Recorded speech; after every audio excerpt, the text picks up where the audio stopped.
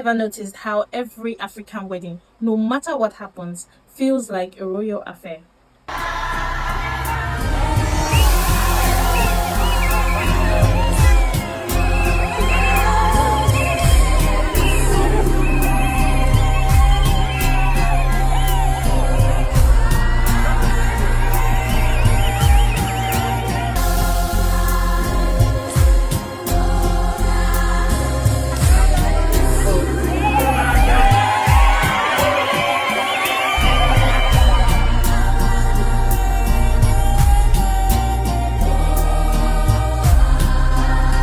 Ladies and gentlemen, was this your perfect wedding?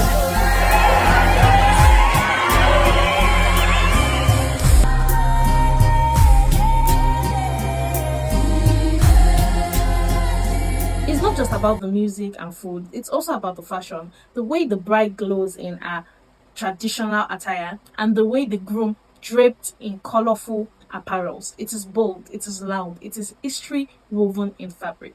But here's the real twist. What happens when this deeply rooted traditional fashion travels across oceans? When Africans leave home, does this culture fade or does it transform? Let us rewind for a moment before the hashtags and trending bridal stylists. African wedding attire was storytelling in its purest form. Now follows the traditional ceremony of washing the feet to symbolize the washing away of sins. Penance is represented by the payment of money. Finally, the happy pair are joined by their guest in a traditional dance of celebration.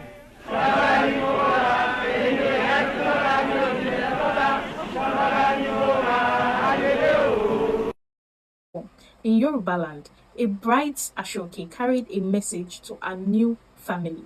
Sometimes it says, "I come with grace and honor." In Ghana, every kente pattern speaks proverbs, values, and carries the status of the bride and her family. Among the Igbo, we also have the Isiagu and the coral beads, which symbolize dignity and power. But time happened, migration happened. A lot of Africans are spread across the world in different continents in various countries, and suddenly millions of Africans began to live outside their continent. The question that became loud in our ears: can culture survive distance? In places like London, Paris, and New York, African brides began to face a silent conflict.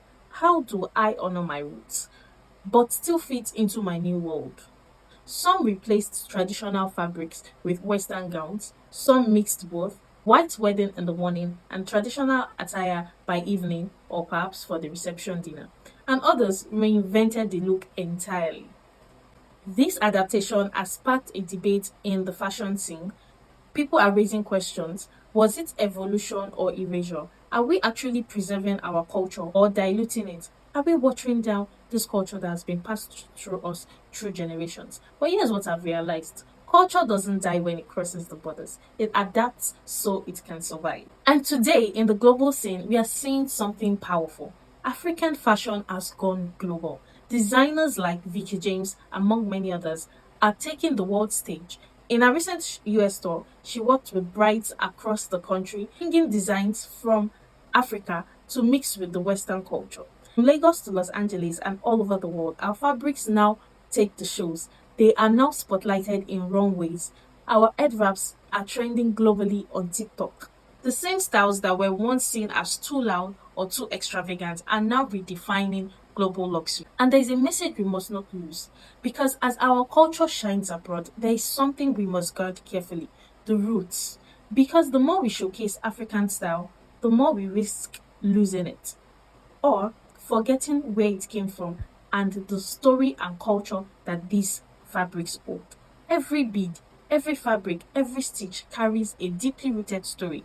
It carries the beauty in our culture. That is why preserving our traditions wherever we may be is not optional. It is our duty. Because when culture fades, identity follows, and we do not want that as Africans.